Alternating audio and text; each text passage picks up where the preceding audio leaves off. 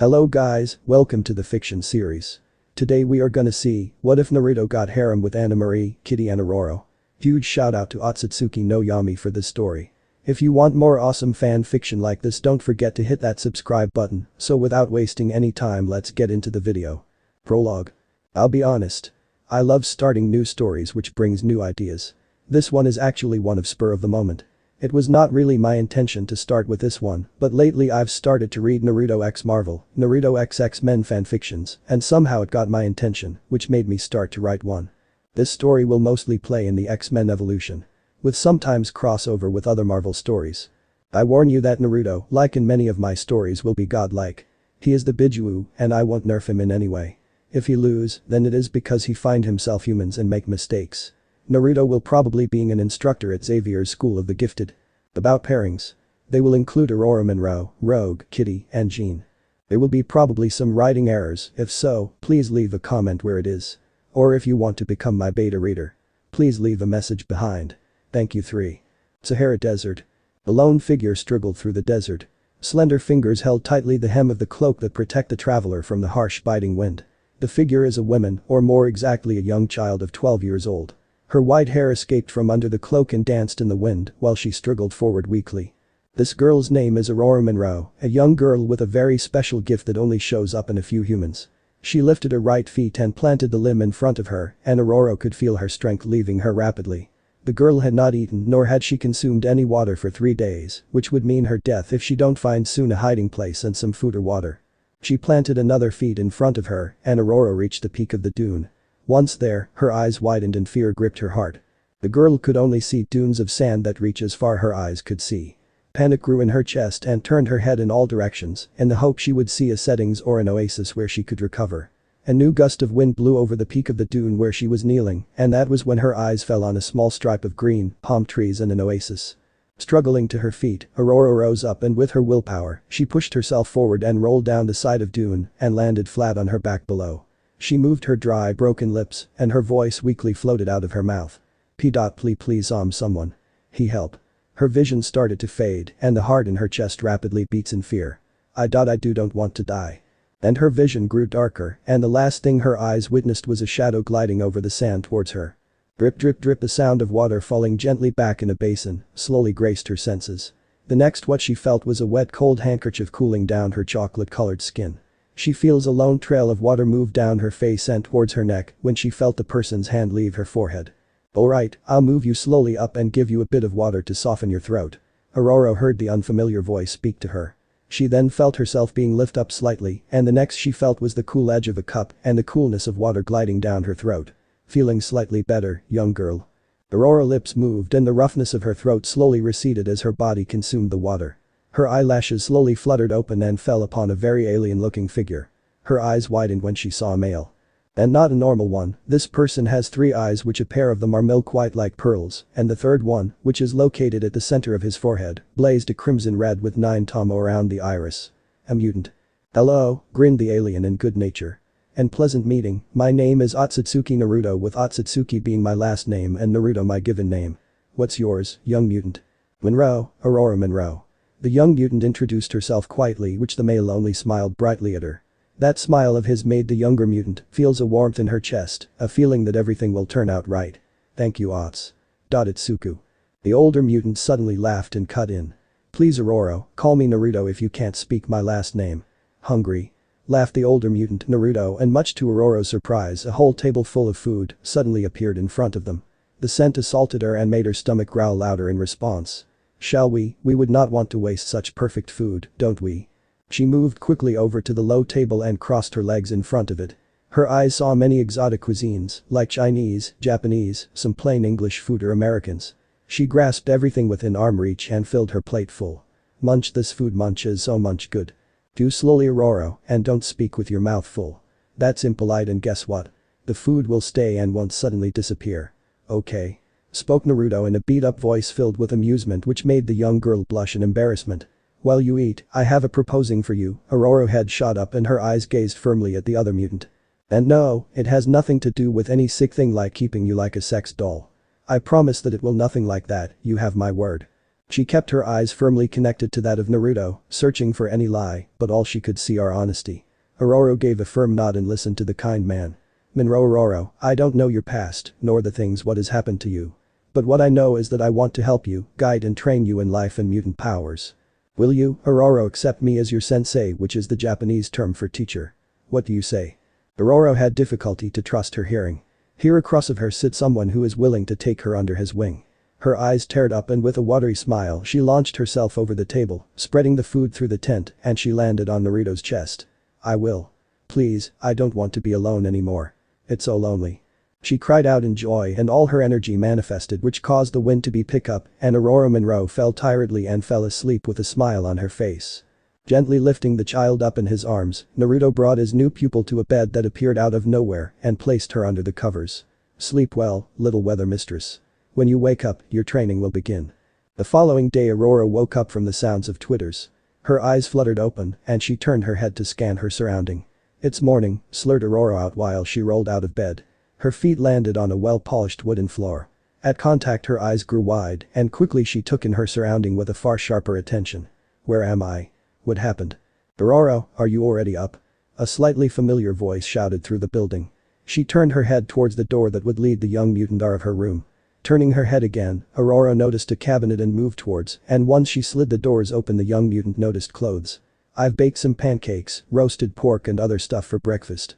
Take a bath in the creek and then clothe yourself. I promise you that the clothes will fit you. Sensei? Ororo questioned herself and then did what the older mutant told her to do. She rushed out of her room and entered a small living room. Glancing around she noticed another door open and she rushed through that door. There she sees her sensei cooking above a campfire in the middle of a clearing that is surrounded by trees. How? She squeaked out when the young mutant noticed that they weren't any longer in the desert. Where are we? I'll answer your questions after you have washed yourself and we are seated around the campfire.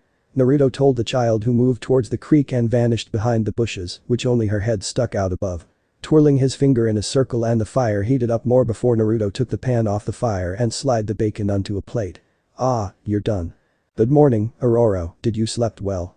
Ororo nodded her head with a smile on her face. I did slept well, sensei. Glad to hear, my little weather goddess. Laughed Naruto while he placed some bacon on her plate and then on his own. So, Ororo, any questions? Ororo squirmed in her seat while she glanced around. She still could clearly remember that they were in the desert which is almost devoid of green. However, now the duo find themselves in a forest which is full of life. Yes, she said slowly. Where are we? The good first question. I've brought us to Yellowstone National Park in the United States when you fell asleep. My reason for me to bring us here is because we can train your powers here without being disturbed by others. Explained her sensei. I will not only help you with your mutant powers, but also with your education, languages and cultures. We'll start today with a warm-up, bringing our body on temperature, and we start on training our stamina. That will be followed by stretching our muscles before we will meditate. With meditation we will strengthen our mind, soul and by learning about yourself through meditation, you will learn how to control your powers. But first, finish our food because you need the energy to survive my training methods. At the end, Naruto showed a feral wolf-like grin which sent shivers down the young mutant's back. Finishing their meal, Ororo and Naruto started their warm-up. The two mutants started with a light jog along the river. Ororo, you perhaps wonder why I called you yesterday night my weather goddess. One of my mutant powers is that I can feel nature elements. My own power is the control of my life force that has different branches, like for once controlling the wind, weather and lightning. Ororo listened to her sensei, and when he mentioned what his powers could do by using them. A sudden wind picked up that made her hair dance, and she sees the clouds are gathering together before lightning shot out from the clouds. I know that you have the gift to control the weather, and under my tutelage you will gain control. Ororo was in awe at the show of power and control, and she could not wait to start her training. Her emotions flared up and unconscious, she used her own mutant powers to banish the clouds which parted and revealed the sun that basked the young mutant in her light. That's so cool. You're awesome, sensei. Squealed the young mutant in delight which caused the older mutant to burst out in laughter. She noticed that they slowed down their pace and came to a stop close to the river's edge.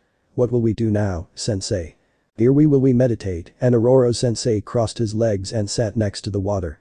She followed his example and instructions. Close your eyes, clear your thoughts and try to center yourself. Softly spoke Naruto which voice floated in the clearing. Once you find your center, try to feel your powers. Ororo could feel a flame starting to burn gently in her stomach that slowly spread through her chest, arms and filled her whole body.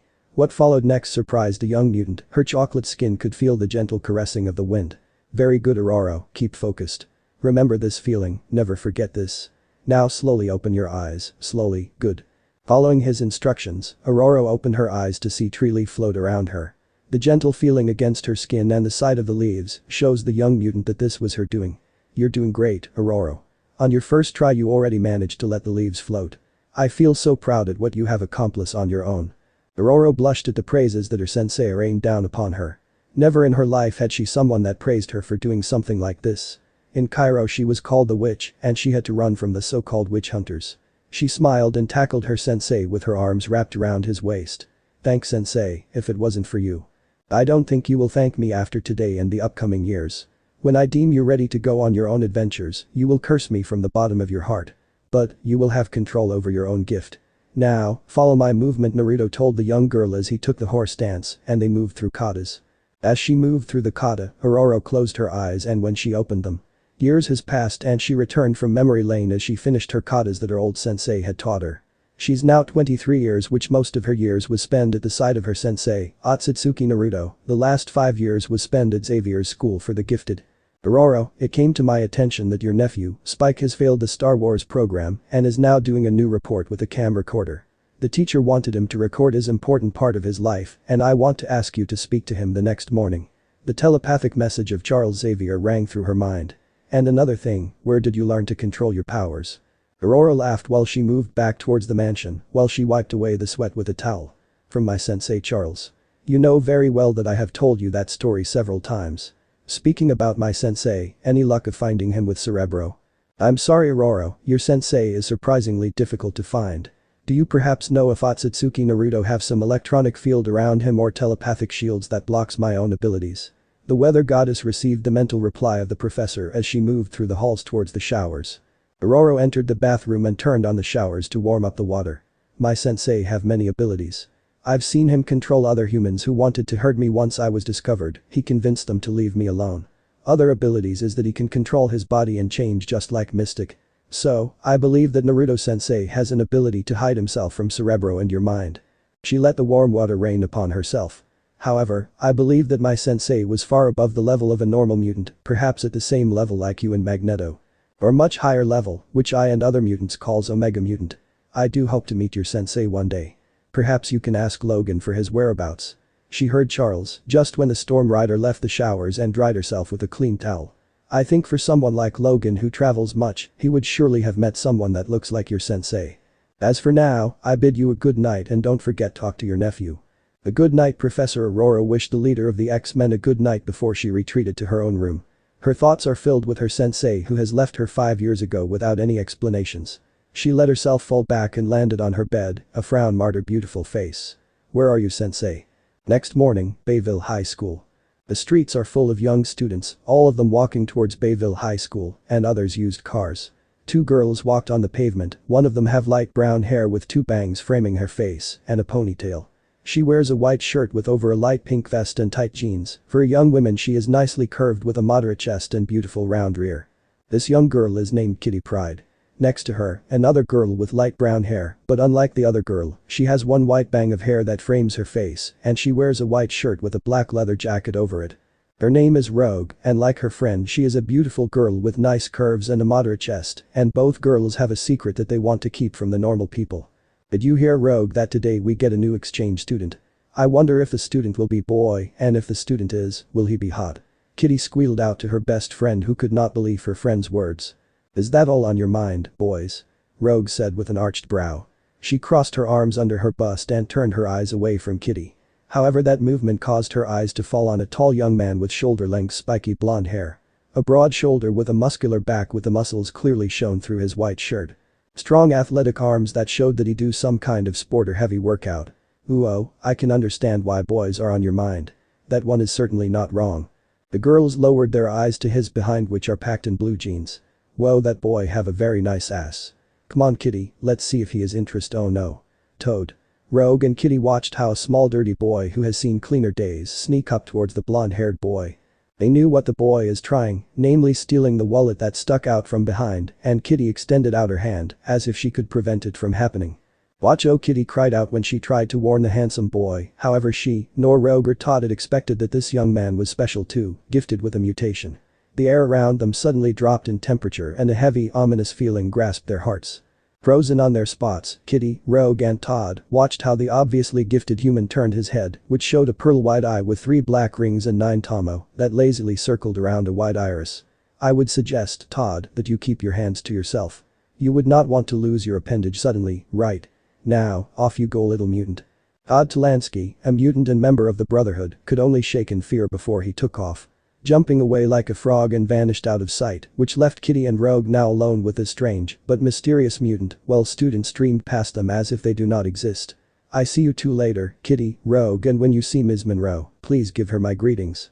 Rogue gaped at the retreating figure of the handsome young man, which just revealed that he knew that Todd Talansky is a member of the Brotherhood, an organization of mutants. She wonders if this means that this mysterious mutant knows that they are too, and how do he knows Ms. Monroe? Do you think that he knows that we are mutant too? Asked Kitty, her friend, who could only gaze at the broad back of the blonde-haired youth. I don't think, I'm convinced that the blonde is one of us. Perhaps we can recruit him to our side, come on, let's inform the others. Rogue said before she walked off towards the entrance of Bayville High School. Kitty quickly joined her and together they moved towards their class. On their way, Rogue turned to her friend.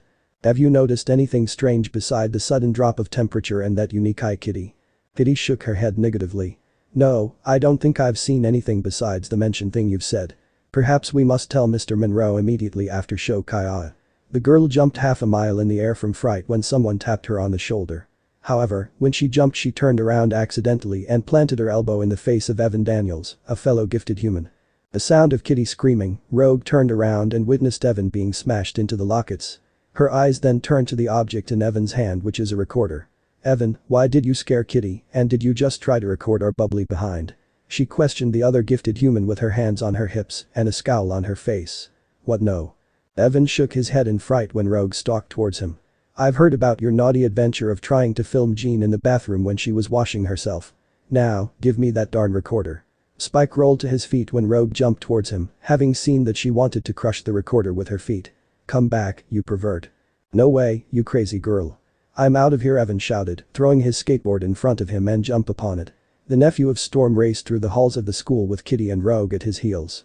And perhaps, Auntie O want to see the new cool mutant with those freaky eyes that I had filmed with my cam.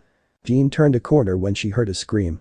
Quickly she started to run and was witness of Evan being slammed into the lockets. What followed next was something she frowned upon and she hissed out in displeasure. Evan, I can understand. Rogue, a possibility, but Kitty.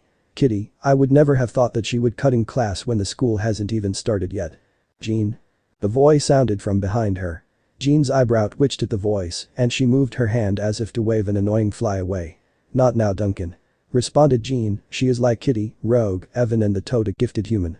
Her long auburn hair that reaches the middle of her back and her vibrant green eyes lighted up with annoying. I said, not now. She responded when she heard her name being called for a second time. Jean Grey stormed out of Bayville High School with the intention of punishing those who are cutting class. Rogue, Kitty and especially you, Evan, will being punished once your aunt and professor heard that you three skipped school. Where are they going, these mutants? Perhaps following them is more exciting than sitting in class. Genjutsu. The mysterious mutant casted a widespread genjutsu that covered his body and a second blonde young man stepped out of the original. You know what you must do, enjoy class.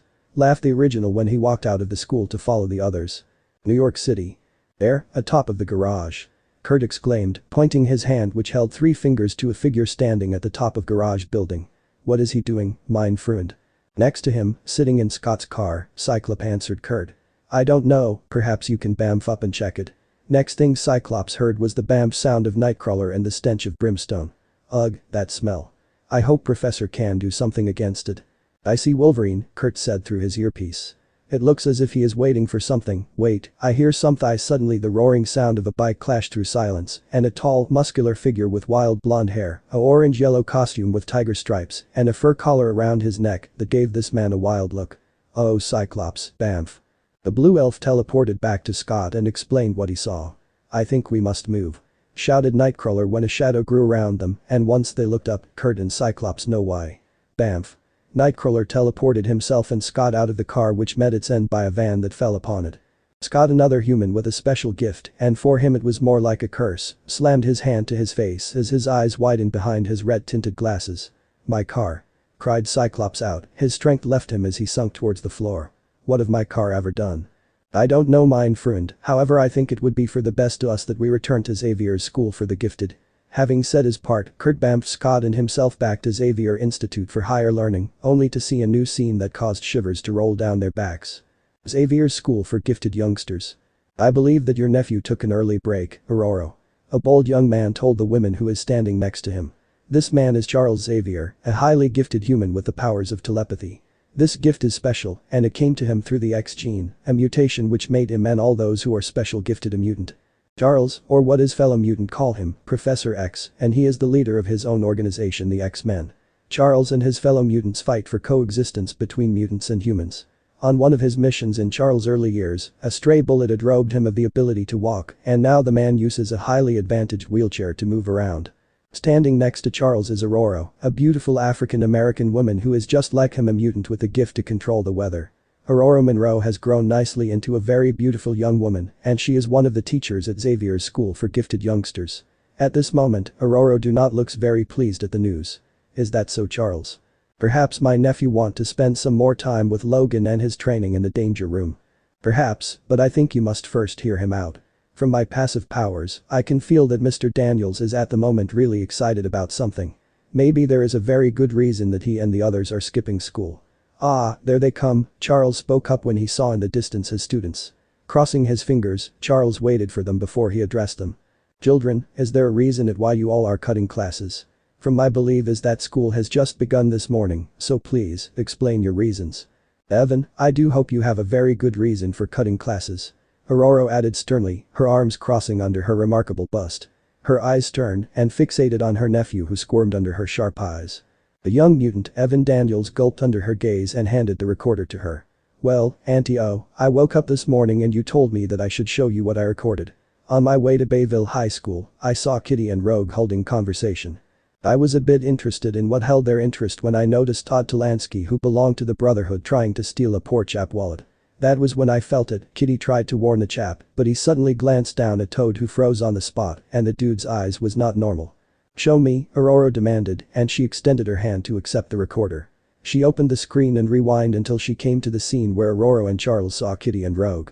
She then pressed play until she noticed exactly what her nephew and the two girls has seen. The weather goddess' eyes widened in shock when she saw that eye. That eye. It is unmistakable, his eye. "No one else have eyes like him. I need to go, Charles. I need to find him." "Auntie, what do you mean you need to find him?" Spike asked his aunt, who was still gazing with a loving gaze to the image. The young mutant was unaccustomed to this expression that his aunt normally have, which was most stern and controlled over her emotions. "Who is he?" Ororo Monroe lifted her eyes to meet that of her nephew. "That man who I have searched so long for is my long-lost sensei. The person who has taught me everything I know about my mutant powers, my languages and culture. If it wasn't for him, I would have met my end in the Sahara Desert." "Sounds like a crush," Rogue whispered to Kitty with a smirk. The girl with light brown hair and a lock of white that framed her face could see the light tint of red dusting Ororo's cheek. She stepped forward when an idea came to her mind to escape punishment in the danger room. "Perhaps you would like some help, sugar. If more people looks for him, we can find your sensei faster than you can do it alone." "Yeah, Rogue is right, Ms. Monroe. With our help, we can reunite you with your sensei before the day is over," chirped Kitty, her eyes sparkling at the prospect of meeting that hot guy again. It is in no way for meeting that handsome boy who she gained a crush on first sight. Professor Xavier could only watch in amusement at how the girls are trying to get in Ororo's good book. It seems that Logan has made quite an impression with his training in the danger room, and not in a good way, I believe. Speaking about Logan. "Wolverine, I can sense a mutant following you that do not belong to our group. Is this a new recruit?" "Sorry Chuck, no new recruit. Sabertooth, an old enemy, has stolen yesterday the cam recorder from Spike and now knows my location. I had tried to lead him away, we fought and I made him run, however it seems here and to your institute," was the mental reply that Charles got from one of his oldest friends, Wolverine. "I suggest that you turn on the security of the mansion for the safety of the kids. We are on our way back to the mansion." "With we, you mean that Kurt and Scott is with you?" It seems that the whole group decided to skip school in some way. "When the problem with Sabertooth is over, I want to ask you if you can find Ororo's sensei. Kitty, Rogue and Spike, who has recorded him, has seen this man walk on the streets, possible going to Bayville High," Charles told his old friend. It seems your rival has arrived here earlier than expected. Turning his head, Charles, Storm and the younger mutants all watched how Sabertooth stormed towards them. Storm, if you want please. Of course, Professor. Storm stepped forward, her eyes flared with lightning. She lifted her arms up and several orbs of lightning appeared in front of her.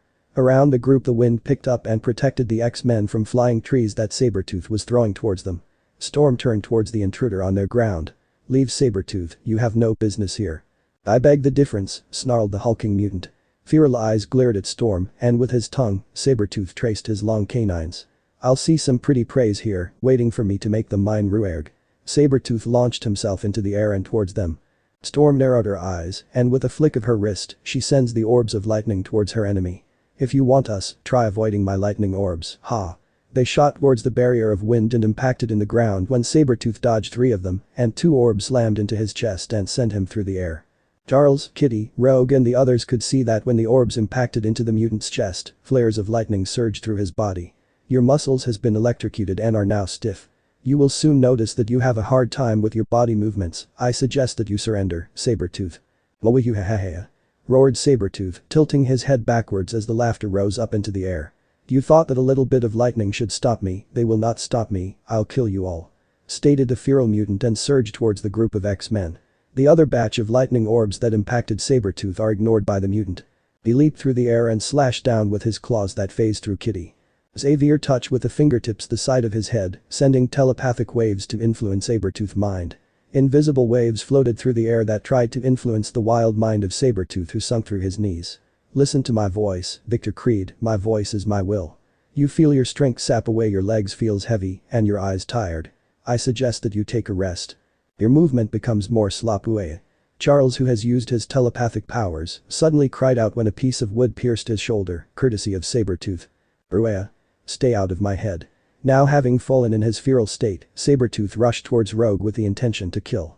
Eyes wild and saliva trailing behind him that flew out of his mouth. Victor Creed slashed vertical with his hand posted like a knife. As for Rogue, for her looked like her life flashed for her eyes. She shut down her eyes and waited for her death, which never came. The pain that she had expected stayed away from her, and when she slowly opened her eyes, Rogue's eyes fell upon the blonde young man that she had seen early on the day. There, standing in front of the X-Men is the blonde young man. However, change appeared and the blonde young man of 5'8" grew slightly to 6'1". His blonde, spiky hair bleached to white and slightly extended to his shoulders. The once bronze skin turned gray-white and the sapphire clear eyes turned milky white with 3 rings and 9 tomo.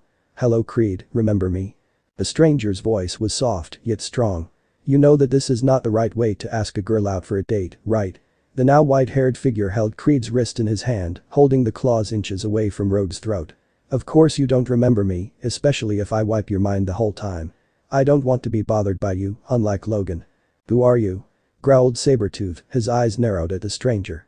I don't think it will help much in your situation to ask for my name, but perhaps it will amuse me to see you again another time and ask the same question every time. You, Mr. Creed might call me Akami, as for my lovely student Ms. Monroe, well, she calls me Otsutsuki Naruto, her sensei. The now revealed Naruto released Sabertooth's wrist who immediately made space between them. Sabertooth growled before snarling. I'll see. You are that war. The feral mutant could not finish his foul-mouthed talk about Naruto's former student when the white-haired man disappeared and reappeared in front of Sabertooth. A clawed fist sunk deep into the feral-looking mutant who folded double under the strength of his enemy. No one will ever badmouth one of my students, you insect. A knee planted itself right into his face, crushing the mutant's nose. And I promise you, when we will meet again. I do hope you've learned your lessons. Snarled Naruto straight into his face, eyes locked and the tomo swirling angrily. The young man released Sabertooth's throat and with a roundhouse kick, Naruto sent him through the field where the feral mutant landed roughly on the ground. Goodbye Mr. Creed. Lifting his feet, Naruto planted with a stomp his feet into the earth and Sabertooth was launched through the air when a tree propelled him away. Sensei. Ororo shouted out while she rushed towards the white-haired young man. Only their happy reunion was ruined when a crimson beam surged towards Ororo's sensei, who turned his head towards the next attack and lifted his arm up. With a lazy wave of his wrist, a kanji appeared in front of his palm that absorbed the beam, and a few seconds later the beam was returned towards its owner, who was hit straight into his chest. Ororo's eyes widened when that all happened, and then anger surged through her chest, and the wind picked up her hair, making it dance wildly. Scott Summer. She screamed in absolute anger as lightning crashed down into the trees and burned them. At the side, Charles, Kitty, Rogue, and Evan, who could only stare in shock at his aunt who has lost her calm posture. Evan Daniels fell to his knees and muttered. "Oh auntie." "Hey bub," Logan grinned to his companion, Scott Summers, who has watched the fight. "Try to hit him with your beam." "Why? Won't that hurt him? And beside, he did help us." Scott Summers retorted back, a frown marred his face. The response that he got from the other mutant convinced him, if only slightly. There will be moments that you need to see what they all can do or what their intentions are, perhaps right now, that stranger is not Ororo-sensei but a new enemy. What if Storm now run towards her danger? What then? Logan spoke convincingly, which pulled Cyclops over the line. The other mutant, Scott Summers, or his codename Cyclops, tilted his red-tinted glasses up and took a shot. "Well done, boyo. You've made your own grave, haha." "Huh? What?" Cyclops cut off his beam by placing the red-tinted glasses back in their places. With a sharp turn, Scott turned his head and discovered that Logan has disappeared from his place. "Oh no, no, no." The young mutant chanted in absolute fear when dark clouds gathered together and a wind current becoming stronger around him. Lightning cut through clouds and impacted next to him, missing Scott by several inches. "Scott Summers." Storm's voice did no justice to what she named after, because right now it sounds more like the apocalypse of Scott's world. The mutant that is named after a Greek mythic monster could only stare in shock when a tree several feet away from him lit up in flames when lightning impacted. Taking a step back, Summers could only shiver in absolute fear. Now he, and many others now knows why Storm is a S-class mutant and possible bordering Omega if she lose her calm. With a shaking voice, Scott managed to speak. "We would at hell help if I said my bad." A second later, Scott Summers was hit with his own optical beam and flew away several feet. "No." The response that Scott got was said in two different manners. Ororo's response was like a thunder, and she was clearly upset if the way of her powers infected the weather. As for the stranger who seems to be her sensei, Summers shivered when his red-tinted eyes caught sight of a upturned smirk. His response was more than a single word. "You have committed a serious crime by using your powers to attack me. I think a just punishment awaits you for someone who listened to an old buddy of mine. Know your place." Cyclops' eyes widened. For someone who is seen to be stiff in his group of mutants, he had read several manga that consumed his time. One of them is about a white-haired busty vampire who loves to use that praise to punish those she don't find worthy to stand in her presence. "No, no, no. No." Scott screamed unmanly when the ground under him erupted and launched the young mutant into the air. He flew over the mansion and beyond the ground which belonged to Charles Xavier. Scott Summers see that the sea surface came closer and closer until splash. Back at Xavier's school for gifted youngsters, Charles slowly shook his head in exasperation when Logan joined the group. Really, Logan, was that really necessary to pull a prank? It was not really necessary, yet you cannot say that it wasn't funny. That boy need to lighten up a bit, and beside, it is only a part of his punishment. As for the blue-furred elf, he vanished when we reached the grounds when he noticed that there was no real danger. I bet he raided the kitchen in our absence. Shrugged the former Weapon X with absolute no care in the world. Charles turned his eyes back to the pair of student and sensei. Ororo has calmed down the storms, and it seems that she only did it for the kick and part punishment. Watching the reunion between them made the young professor smile. "I think you know him long before we met, Logan. The way how you manipulated young Summers here is proof of that, and I must say that this new side of you surprised me. It's only because of him, Naruto-sensei, his last name is too difficult to pronounce." Logan said, a slight smirk was seen on his face. "Naruto and I have fought many times against and with each other, and most of the time it is his win. When I had lost my memories, it was Naruto who partly gave back a bit of my past before he fell off the grid. Like Ororo, I too searched for him, and almost for the same reasons. Let us return to the mansion and talk. I believe that many have questions about your comrade Logan. And Ororo certainly do, come along kids." The last sentence was to the kids who followed the professor to the seating room where was enough place to sit. "Ororo, will you be so kind to bring your sensei to the seating room? I'm sure that many of us have questions." "We will join you soon, Professor. May I suggest that we will have an early lunch? You can let the children do the cooking for a part of their punishment," suggested Storm over the mental link. The reason why she is so fixated on these small part of punishments is because Ororo herself came from nothing until her sensei stepped in. Now that she, herself, has become a teacher, Storm want to do her best to give them for a better future. "And perhaps you can let Nightcrawler fish up Scott out of the sea. I just wanted to say that before I forgot poor Summers." Right you are, my dear. Through all the excitement we has forgotten Scott's situation. I'll send Kurt right away to pick him up." The poor lad laughed, the professor quietly. Taking his position at the head of the table, Charles pulled out the newspaper from behind his chair and started to see what news the world have. Meanwhile, Ororo enjoyed the company of her sensei in front of the school while they moved towards the entrance of the mansion. "Where has you been?" Ororo finally asked and broke the silence that hung between them. She had her arm wrapped around his, holding him tightly. Her eyes gazing up into his when she tilted her head as she tried reading him. "Don't you know how very much I had missed you? Our time together, did that mean anything to you?" Naruto smiled wryly at how easy Ororo could guilt-trip him. It has been a while that someone did that to him, and now his own former student is doing just that. Rubbing the back of his head awkwardly, Naruto cleared his throat. "Ororo, you really knows how to use your feminine charm on me, don't you?" commented Ororo-sensei, which caused Storm to blush. "Well, to answer your first question, I have been traveling the world. After you was approached by Charles Xavier for a position of cultural teacher and we separated our ways. I've started to see how other gifted humans live their lives, which are not so rose-colored like I thought." "How were their lives?" the beautiful woman asked with a lower voice. "You would have been surprised how many are mutants, yet they don't obtain special powers. Only their physique mutates, which fright normal humans. They chase them out of the villages with pitchforks and torches. It is the witch hunt all over again." Her sensei spoke in an icy cold voice which caused her to shiver for a second. Naruto pushed the door open and the pair entered the mansion, which was styled of the Victorian's age. For the second question. "I have a very good reason. I've taught you all I know and you're now a beautiful grown-up woman. You have made your own path, which made me very proud that you wanted to follow the same path like me. And there is not a day I did not think about you, hence I came to visit you." Ororo smirked at the childish attempt of her sensei and smashed the back of his head lightly. "Nice try, sensei. However, it won't work on me by raining praises over me. Now, what is the real reason you didn't contact me? You could have at least send me a letter or ring a phone." Naruto let out a sigh and then smiled lightly. "You remember that Logan was once a ward of the government. Those dudes who has coated his bones in adamantine steel have discovered my existence and are now searching for me. My discovery happened when I rescued a few children from them." Ororo noticed that her sensei clenched his hands into fists. "These children were surrounded by the soldiers of their organization and Sabertooth. Unknown to me, it was a trap for Logan, who rushed towards the group with the intention to rescue the children. William Stryker, who I later learned was the person who has changed Logan with Experiment X, was ready for Wolverine, however they had not expected me. I joined the fight and soon the soldier lay all death or bleeding critically. Except the one who was responsible for this trap, Stryker managed to escape." Ororo stopped and turned to her sensei and tilted her head. "Logan has never told me that he met you on one of his travels. Perhaps I must grill him some more next time when I ask him about you. So, where are the children now?" "In a better place, a much better place where they can be free and play to their heart content." Understanding dawned upon Ororo. A saddened expression appeared on her face, her arms moved and encircled her sensei into embrace.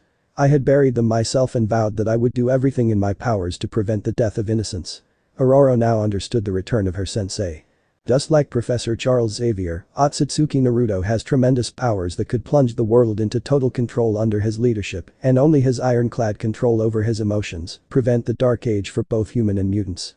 Sensei, let us join the others and speak about better times," said the African-American beauty. Her fingers held the arm of Naruto tighter and dragged him towards the seating room. They walked through the beautiful decorated halls of the mansion that is styled like the time of Victoria. Ororo and Naruto rounded the corner and saw Logan lean with his back against the wall.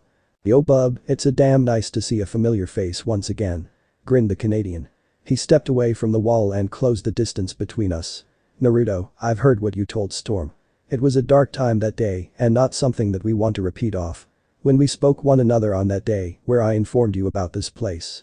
I had not expected to see you join us, but now that you are here, it makes me happy to see at least one familiar face from my mysterious past. Hello Logan, let us not speak about that day. It has happened and the world has lost its children, and like I told Ororo, I will not let it happen again if I can prevent something like that ever again, which Xavier's school is the best place to start," Naruto said and greeted Logan with a warrior's handshake. Their hands grasping each other's wrist and they showed a row of canines when they smirked. "Glad to have you, Naruto. After this meeting, I want to fight with you, checking you know," Logan said, which Naruto accepted by a firm nod of his head. The two released each other's wrist and then resumed their walk towards the room where they would talk. "Naruto, I've a question." "Of course you have one, but please state your question, because I'm curious of what you want to ask," laughed Naruto, who has recovered from the story that he told Ororo and now was his own again. Next to Naruto, Ororo laughed when Logan used a manly pout, which wasn't seen much or at all. It shows the weather goddess that these two are very good friends and probably knows each other for a very long time. Perhaps, since the time Logan was born. Turning serious, Logan turned to Naruto, and suddenly a whole new side of the feral mutant was shown to Ororo. Logan's eyes grew narrow, and his hair more feral. Naruto, my question is why did you not use Senengarashi on Cyclops? Naruto blinked with his eyes before he shrugged his shoulders and responded casually. Blame my old age. I totally forgot my sensei favorite attack on fools or annoying people. Please, Logan, remind me to use it the next time when we deal with such a person. Sensei, what is Senengarashi? A curious Storm asked her sensei, and she saw Naruto start to explain with a story of how he met Logan before a hand clasped his mouth shut. Narrowing her eyes, Ororo crossed her arms under her bust. Logan, please let sensei finish his story. He only told me how you two fought each other in the forest, and when it started to get good, you prevent sensei to continue. Logan sends a warning glare to Naruto, telling him to keep his mouth shut. Then his eyes turn to Ororo, and the two have a staring contest. No. Logan growled when women now used the next level that all women seems to know, she pouted now what made her really adorable. I will not tell, and nor will you Naruto. This will stay between us, man to man, warrior to warrior and mutant to mutant. That's not fair. Pouted the African American women. Sensei always finished his story if he tells them, please, sensei for me. Ororo now turned to Naruto who paled slightly when suddenly 3 sharp claws appeared under his chin, keeping him hostage. Perhaps you can finish the story once we are alone, you and I, Storm added with mischief which did not sit well with Wolverine. We need to move on, old-timer. The others are waiting on us, now move. Logan growled, pushing Naruto in the right direction. Wolverine could not believe how childish Ororo behaved in the presence of her sensei. However, I would have expected this from her. The kids has seen her only like a stern teacher while Charles and I have seen when she relaxes. We know that she can have some fun, but this. Naruto, Ororo and Logan entered the seating room where Charles and his group had already taken their seat. Naruto could see that Charles sits at the head of the table and a plate in front of him. Pearl-wide eyes noticed that the young man who has shot his eye beams at him has returned to the mansion, a towel covered him. Next to the man sits a young beautiful woman with long flowing auburn hair, a pair of vibrant eyes who glared at him lightly, yet a wicked smile was clearly seen on her face, telling Naruto that she found it amusing of what had happened to the boy. Next to Charles sat a large blue furry beast with glasses resting on his nose and wearing a lab coat. Smiling at the gathered mutants, Naruto bowed slightly to them. A pleasure to meet you all, my name is Otsutsuki Naruto and Ororo's former sensei. Ororo sensei then made a flourish gesture with his hands and flowers grew in front of all the girls. Please accept these flowers who pale in comparison to your beauties. Ororo's eyes twitched a bit in annoying at her sensei Casanova behavior. Swiftly she planted her elbow into Naruto's guts and reprimanded him. Sensei, I do not stand for such a behavior of you. These students are still young, nor are they ready for yo. Her voice which was stern was suddenly gone when her eyes fell upon the blue lotus flowers that rested in her sensei's hand. Are these the blue lotus flowers from the Nile? Oh sensei you wouldn't, but the thought is appreciated, thank you Naruto sensei. She turned around to face her sensei and embraced him firmly. Jean Grey who had joined the group later and who had talked to the professor about the events that has happened when she was absent from Xavier's school for the gifted youngsters. Jean has grown up with the image of Aurora Monroe being an outstanding intellectual woman who is a prime example to her. Professor, I had always thought that Aurora learned from you about her mutant powers. Unlike me, Aurora has found someone who was willing to help her developing her powers, just like what I do now with my institution. For many years she has trained hard to obtain control of her emotions and her powers under the guidance of her sensei. I believe Mr. Otsutsuki feels his inner calling, namely teaching. Charles laughed at the end. You think that Storm sensei came here because of fate, because of feeling the thrall to teach? Come on professor, how corny can you sound? Joined Jean, laughing at the professor way of thought. She placed a plate in front of the professor and then took seat at where the other students are. Hi Kitty, Rogue. Kitty laughed before she engulfed Jean in a hug while Rogue nodded her head at her.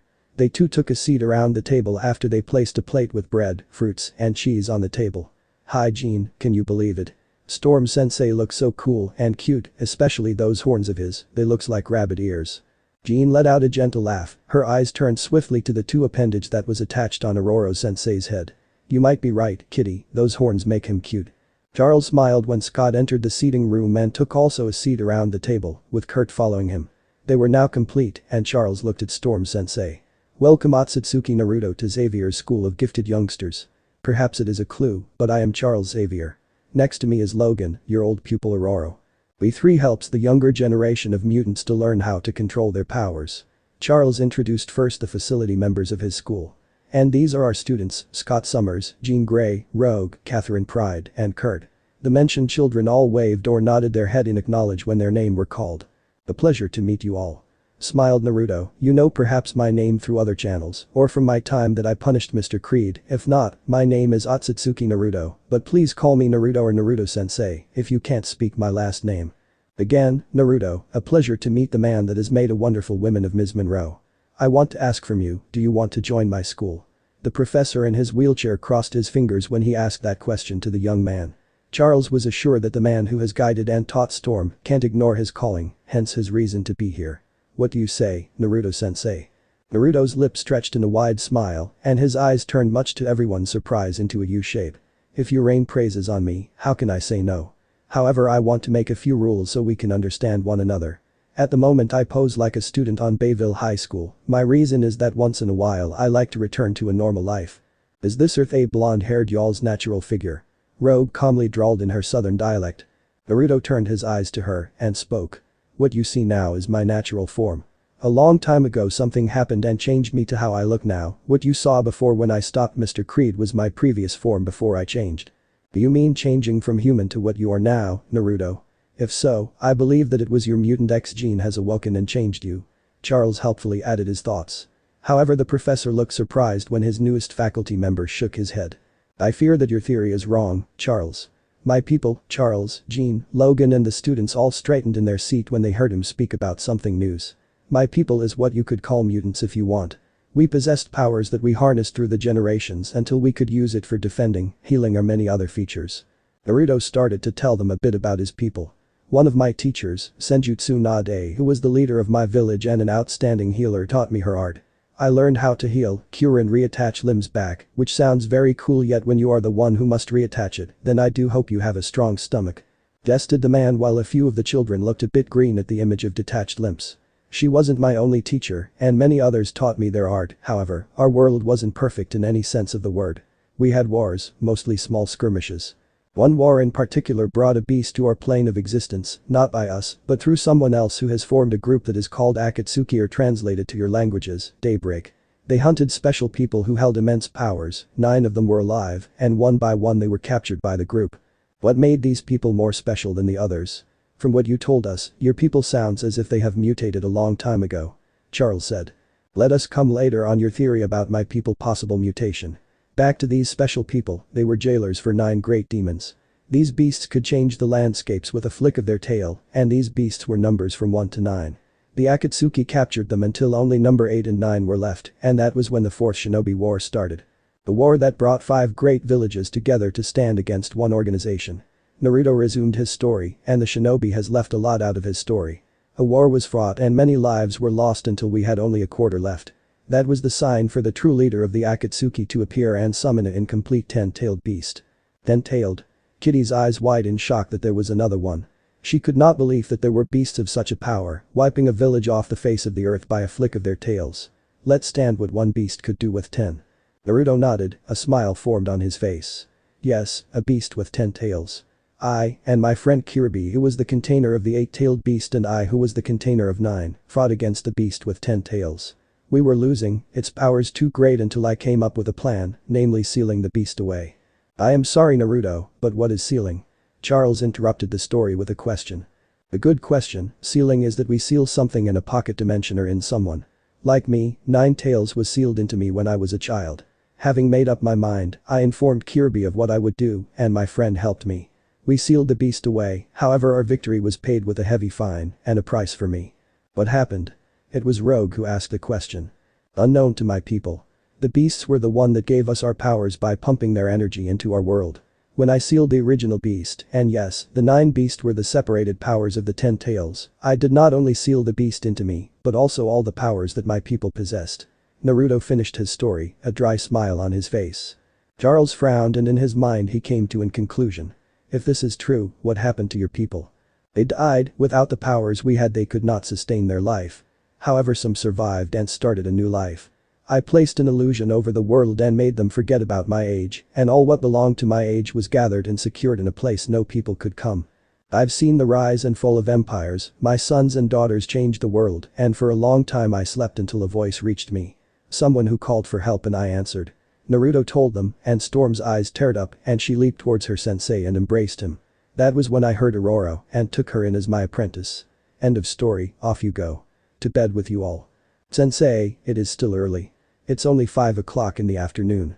Ororo's muffled voice came from Naruto's chest. The newest faculty member could only laugh and rubbed his head in embarrassing. Maybe sensei want to show the new X-Men how to fight in teams, them against you. What do you think, sensei? Storm asked her sensei as they ignored the silence that has fallen upon the group. You're right, my weather goddess. If Charles don't mind, I would love to see what his group of students can do. Charles, who returned from his state of mind, could only smile at the idea of what his newest member could do. Please do, Charles responded with a smile and then smirked at his students. I expect no critical injuries, Naruto. Now, if you please want to follow the students to the danger room, then we can start their punishment. Rogue did not like the idea of fighting against someone who has fought against a monster and then has sealed a monster that could wipe out any city on Earth. The Southern Beauty wondered how she could fight against someone like him. She pushed her chair back and joined the group towards the elevator. Once she was closer to Kitty, she whispered. How do y'all think we can defeat someone like him? I have no idea, Kitty admitted, yet she still held a grin on her face. But what I do know, Storm have a massive crush on him. Not that I can't blame her, Naruto-sensei is so hot and cute. She squealed the last part. Down sugar, I can see and I know that you have the hot for him. Rogue started, only for Charles to interrupt them telepathic. X-Men, change into your uniforms and get ready for battle. I want 100% commitment. Watch each other backs and try to learn from him. Good luck to you all. Danger room, observation room. Storm, the beautiful African-American woman, watched her sensei and the young X-Men gathering in the danger room. A smile played on the lips of Storm when the memories of how she was trained resurfaced.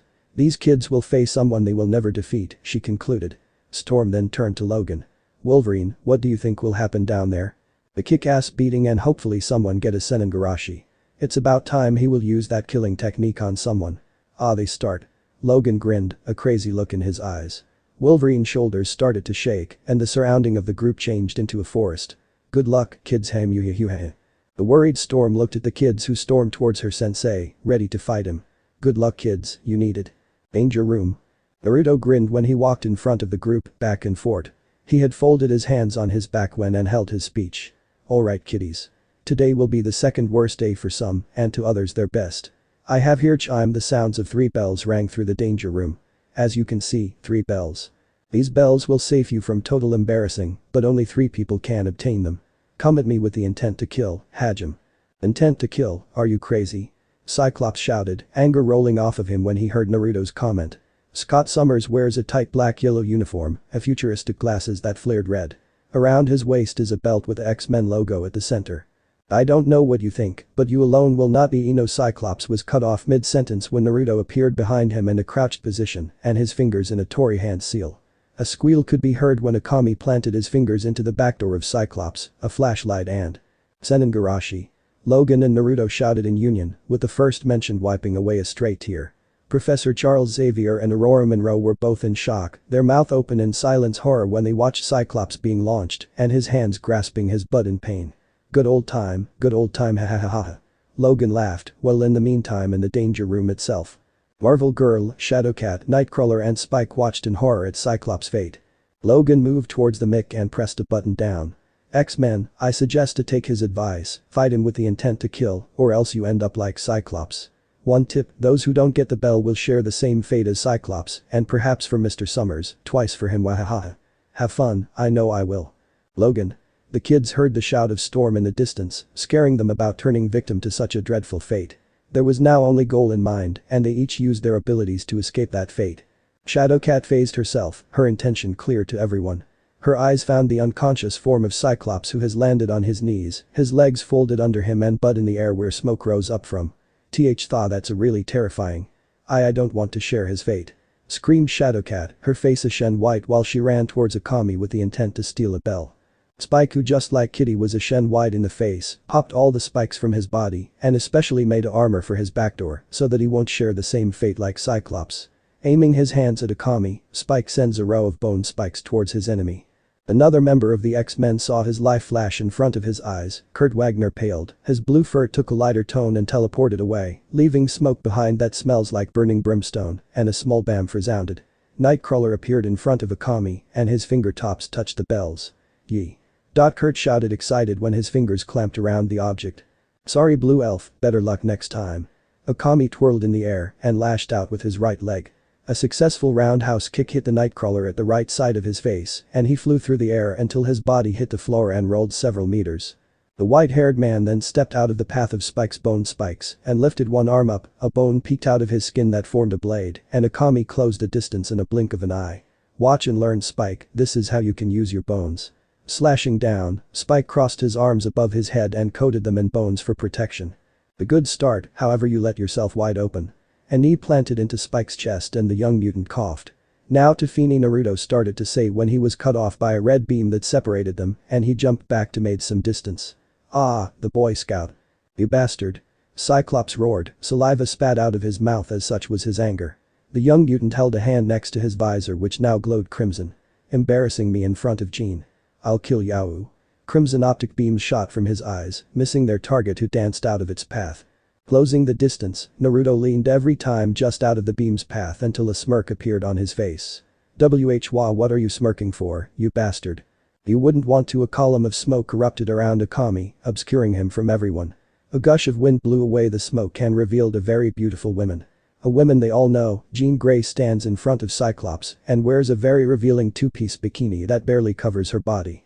Her bikini top pushed her breasts together, making them 3 sizes larger, as they were only held by 2 thin stripe of clothes that barely covered skin. She held her arms above her head and her back arched backwards, while her bikini bottom was nothing more than a stripe of cloth that is almost swallowed by her nether lips. Jean Grey twirled around, showing that the cloth that should have covered her bubbly rear has vanished between them. Her eyes, crimson with black Tomo twirled lazy, casting this illusion only for Scott Summers. Hurt me, darling. Cyclops' nose started to bleed and fell with a happy smile unconscious.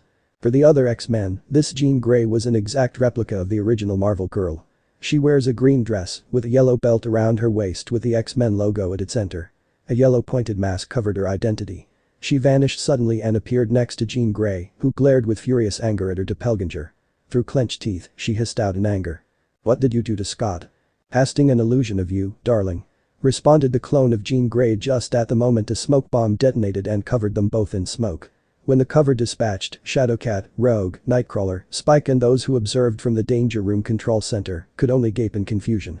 There standing next to one another were 2 exact copies of Marvel Girl. They both were glaring at one another before they turned towards the group and pointed at one another. X-Men, that is the false me. They shouted in union, each pointing to the other. Can you hear me? It is me, Jean, I stand left across of you.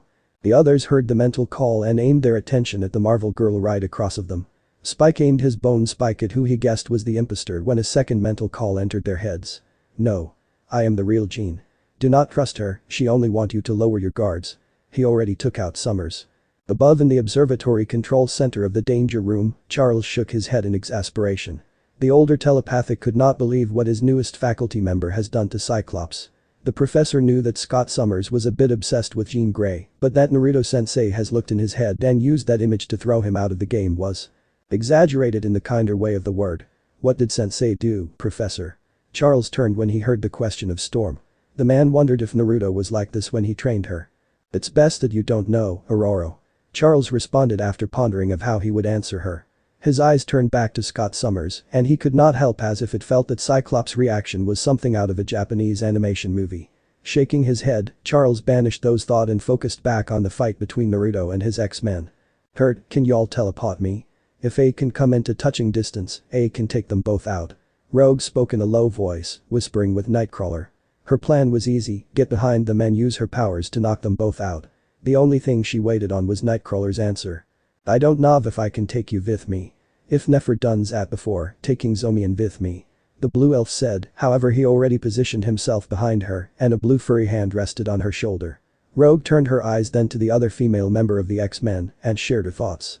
Kitty, can y'all use y'all's powers to get close to them? Y'all's intangibility will make y'all now the victim of his horrible attack. She reasoned which Shadowcat understood and so they started their attack. Rushing towards the 2 Marvel girls, Shadowcat, Nightcrawler, Rogue started their assault in the hope to obtain a bell and escaping to fall victim to that terrifying attack. The quiet bam sounds resounded through the Danger Room when Nightcrawler, Shadowcat and Rogue appeared in front of the 2 Marvel girls. Without wasting time or giving both an opportunity, Rogue leaped forward.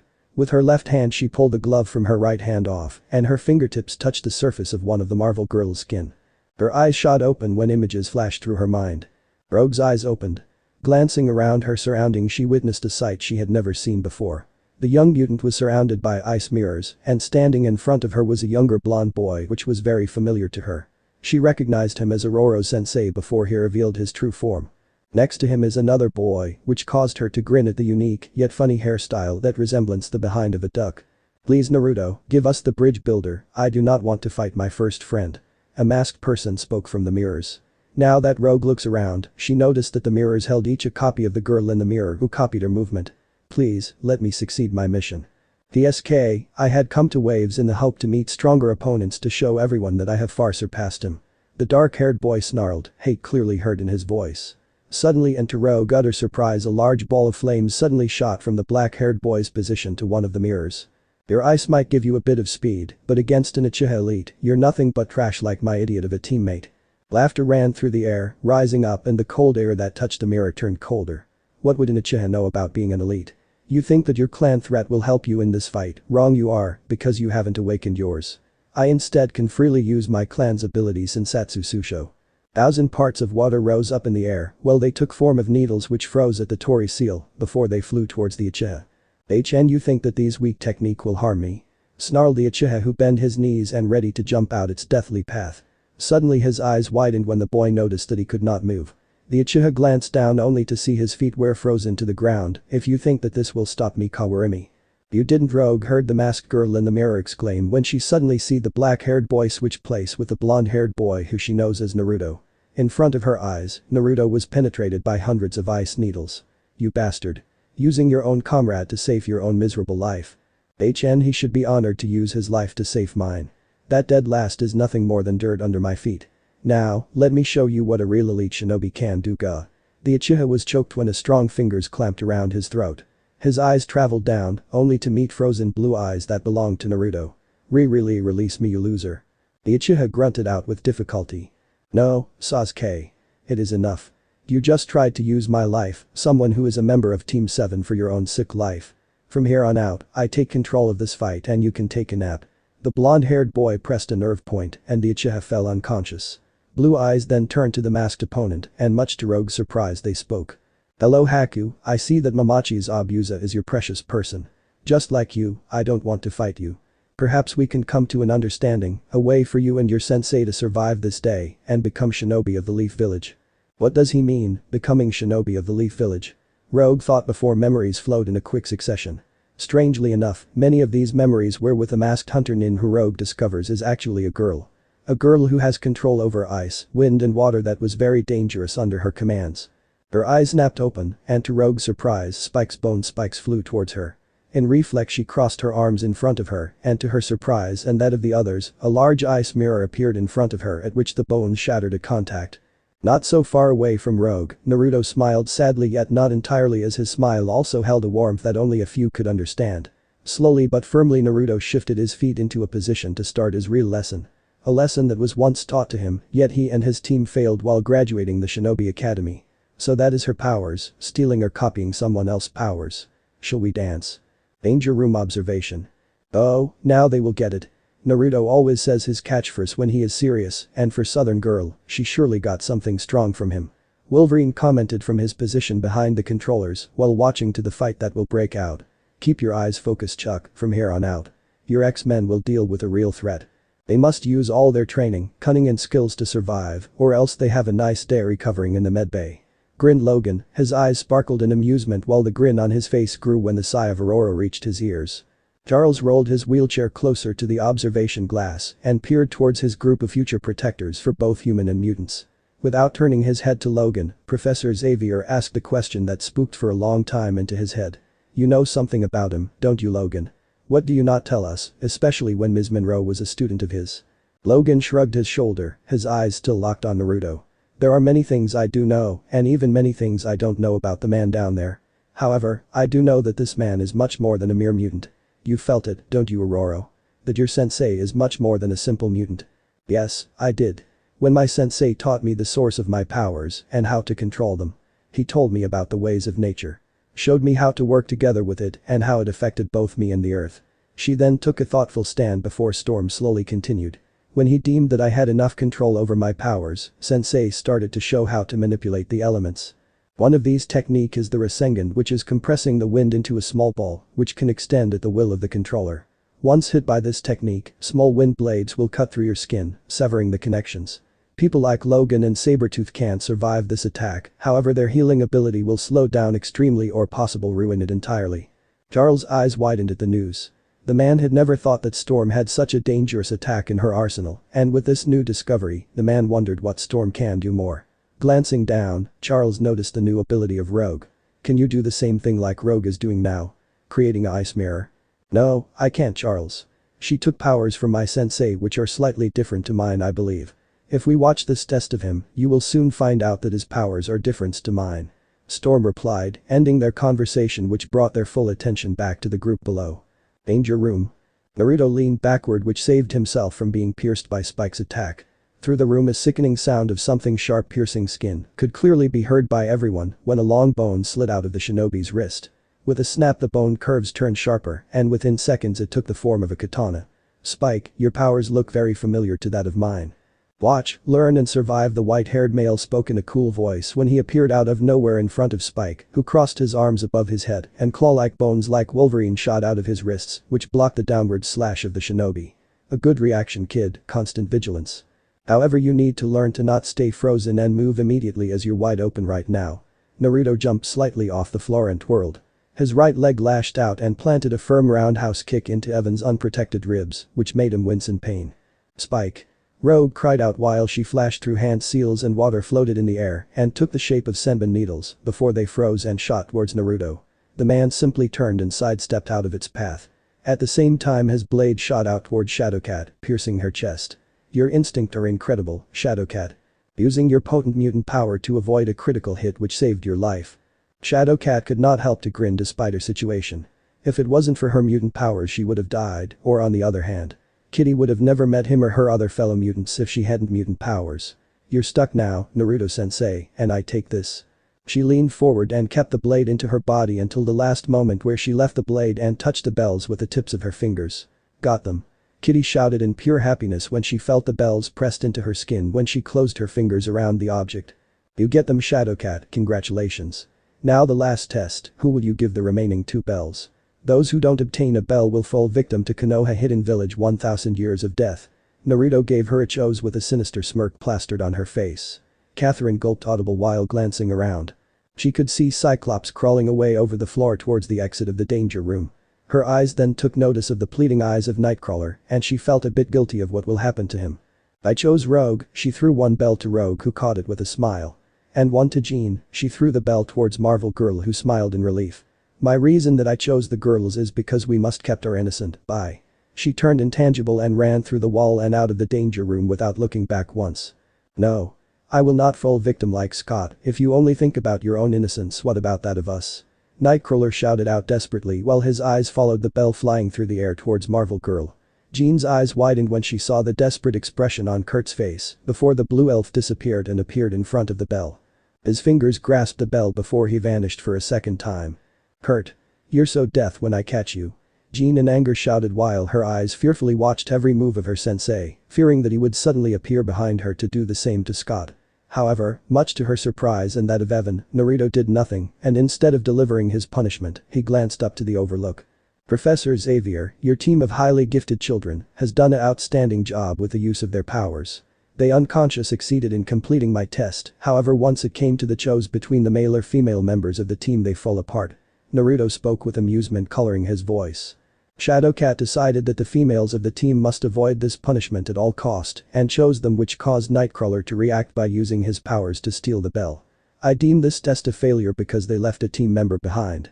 Finished the white-haired shinobi. Right, Naruto-sensei. Will those who did not obtain the bell get the same punishment like poor Mr. Summers? Charles' voice wavered a bit, a single bead of sweat rolled down the side of his face. Of course not, Professor. What happened to Mr. Summers was because he underestimated me, which means that the boy will underestimate future opponents, which we cannot have because he is the team leader of your group. Naruto explained his reason for using that dreadful technique. Also, it helped to focus them on something different than fearing me because of a story that happened a very long time ago. No, their punishment is enjoying the meal the original is cooking in your kitchen. Rogue stepped forward, her eyes wide at the implication of his words. I don't understand, sensei, what do you mean with your original preparing a meal? Naruto winked at her slyly. I think you understand more than what your mind tries to comprehend. But to answer your simple question, yes, what you and the others fought was a mere clone, with only the bare minimum of the original strength, speed, and powers. Even Logan will have some difficult fighting me, however I recommend that you clean yourself and join the others for dinner. Ororo sensei I smiled at them and waved his hand in a lazy gesture before he erupted into smoke that quickly dispersed. I cannot believe that we has fought a clone of him. Evan weakly said, his knees buckled under him and he fell to the floor. The use of his powers demanded a lot of the young mutant's stamina and powers. Yet, I feel that today I've accomplished much and that I got a better understanding of my powers. Logan in the observation room could not help to smirk. Pressing down the button, Wolverine voice sounded through the danger room. Indeed, Mr. Evans. Your powers looks much like that of my own before my bones were coated by adamantine metal. Just right now when Naruto used his bones blade to slash down, you stopped his attack by the use of your own claws. That is awesome. Spike cheered. We will speak more about your training and those of the others during dinner. Now, if I was you I should hit the showers, off you go kiddos. Logan grunted before cutting off the mic. Turning around, Logan looked to Storm. What are your thoughts about this test of him, Ororo? Sensei never used or told me about that strange attack of his. Yet, on the other hand it made me sigh in relief that he has never used that on me. Laughed the weather goddess as she and Logan left the observation room to join the others. Perhaps it never happened because I was the only student that he trained. The weather goddess and the feral mutant appeared at the elevator and entered. Pressing the button that would lead to the upper level. The kids did a great job by obtaining the bells. Especially the girls. Rogue was extremely lucky when she touched Naruto. I've the suspicion that your sensei could guide her powers. Logan shared his thoughts. Deciding to elaborate at why he came to that conclusion, Wolverine explained. When I met Rogue, she accidentally touched me with her skin. At our connection I felt my life being drained from me and the painful memories of my past I relived, however none of that happened this time. Rogue nor Naruto showed any discomfort and Rogue suddenly has control over one of his powers without a clear sign of her using her powers. If you are right, Logan, then Rogue must be very careful of how to use her powers. She will not only be hunted for those that want to misuse her powers, but they would want to try if they could replicate her powers. I think that my sensei and Rogue must sit together to find out how her powers work, don't you think? Ororo replied. The sound of the elevator reaching its destination and the doors sliding open, Storm and Logan moved through the halls and ended up into the dining room. Naruto turned around slowly to keep the sushi that he had prepared steady on the plates. Ah, Ororo and Logan, glad you two could join us. Please take a seat, a grin was on his face when his eyes fell on Scott Summers, who has a difficulty to sit still. And don't worry about Mr. Summers, Storm. He will be fine, I hope. He added quietly that was so soft that only those with very good hearing could hear him. Was that really necessary, sensei? Using that strange attack on the poor boy? She retorted back, a bit of anger seeped into her voice. Ororo had crossed her arms under her remarkable breasts which were slightly lifted up. Threaten them with that attack I can understand to get them motivated, but being used on an innocent boy was called too much. Naruto snorted in amusement while placing the last plate with sushi on the table. It is all in good fun, Ororo, and beside now Summers and I share some history. My own sensei used that on me when I underestimated him. Perhaps this will help him not to do that again, and look at me, I came out fine. You can't argue with that, right? The man asked the last part to his former student. He then turned his attention to Scott. My apologies Mr. Summers, but hopefully you have learned from your mistake. And perhaps you will use that technique later on students of your own. Scott, I forbid you to use that dreadful attack on new members of the team. Jean Grey voiced out, her eyes narrowed dangerously as she glared at Scott before her eyes moved to Naruto. Also I forbid you to use it on Kurt when you pull a prank. Beside that, you don't know how to do it in God's name. Scott sulked when Jean reprimanded him, not that he wanted to use that dreadful attack, more that Jean thought that he would use it on a member of the team or new members that will join them in the future. Jean, how could you think that I would use something like such a ridiculous attack on anyone here? Jean turned her head away from Scott, a frown appeared on her face. I know what you thought when you saw Naruto-sensei turn into me. My passive mind reading caught that image from your mind. She snipped at him. I had not expected something like that from you. Grow up Scott and perhaps you have forgotten, but I already do have a boyfriend. She finished her rant when her emotions flared up. Jean moved her chair back and wanted to leave, only for Naruto to stop her. Jean, please do not blame Mr. Summers. What Summers possible saw was an illusion created by me because his eyes met mine. Here his pearl-white eyes turned crimson red with 3 tomo swirling around the black iris. These eyes of mine have special powers and which you see now is the Sharingan or the copy we lie. One of its powers is to dive into a person's mind and pull his or her fear, desire or dream to its conscious. Well, I do not exactly know which illusion Mr. Summers saw, all I know that is because of my eyes. Logan grinned and sent an amusing look to his old friend. Oh, you sly fox, I know that these illusions and that of Summers was called by you. It is more than pulling a memory or desire up, however you want to soften the blow for Mr. Summers by blaming partly yourself, yet not completely. If that is true, does this mean that you have control about someone's mind? Jean questioned the person. She let her right hand rest on her hip while she leaned treating forward with a frown on her face. I can influence the mind of the person just like Professor Xavier can do, yet I do not always use because it verge a lot concentration. Naruto reasoned with a smile. However, I want to apologize for any slight my illusions made. Please, accept these beautiful and delicious meal as an apology from me. Gesturing with his hand over all the food that he had prepared. HMPFH don't think that you nor Scott are off the hook. Jean said while leaning back into her chair. She reached out and let a sushi float to her and took a bite of it. She chewed slowly before swallowing the food. It is edible. Jean managed to say with a flush on her face and a desire for more. You have heard the lady, she has approved of the food. Naruto joked around while sharing a bottle of sake with Charles, Ororo, Logan, and Beast, who has joined them after the conversation between Jean and Naruto. Kanpai. The adults tilted their cup of sake up before pressing the edge of the cup to their lips and drink. The next morning. Naruto stretched his body early in the morning. Lifting his limbs up and past the crown of snow-white hair and arched his back. Light sounds of joints cracking made the young man sigh in relief before relaxing his body. Last night has been a joyful evening, sharing the exotic dishes with new people that could become his friends. Yet, more importantly, Naruto could spend his time with Ororo, someone who the young man took under his protection and tutelage. She had grown in a very nice and beautiful woman who could pass for a fashion star. Bringing a hand through his white manes, Naruto moved through his new room. Sliding open a closet and chose some clothes to wear for the day that he hung over his left shoulder before leaving his room to look for the bathroom. Walking through the corridors without caring about his sleepwear which only consist out of shorts and nothing else. His bare athletic chiseled chest which he obtained through training was bare to everyone to see. Where did Charles say that I could find the bathroom? Said the youth-looking young man with a stifled yawn. Perhaps a little peek to see if I walk into the right direction would help me to find the bathroom quicker. Thought the person, only to demise the thought because there was a off chance that the women of the mansion were preparing themselves for the day. I wonder if Hinata-chan, Hanabi-chan and Niji-san has used their dijutsu in an ill-mannered way. Nah, people like them who has grown in a household like those of the Hyuga are well-mannered. Too stiff in their way of life.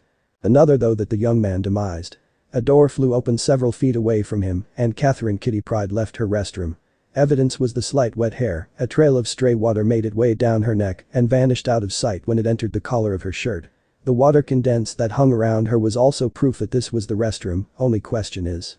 Morning kitty, Naruto called out much to the surprise of the girl who squealed with a cute voice and her feet left the floor for a second when she jumped into the air.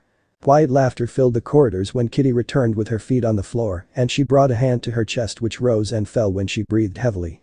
She turned her attention to Naruto and with narrowed eyes, Kitty spoke. Naruto. Don't scare me like that, I almost got an heart attack when you sneaked up on me. Naruto's laughter slowly came to a stop and his lips curled up into a smile. Sorry about that, Kitty, it was not my intention to frighten you. Actually, I hope to see someone who could point out the right direction to the restroom.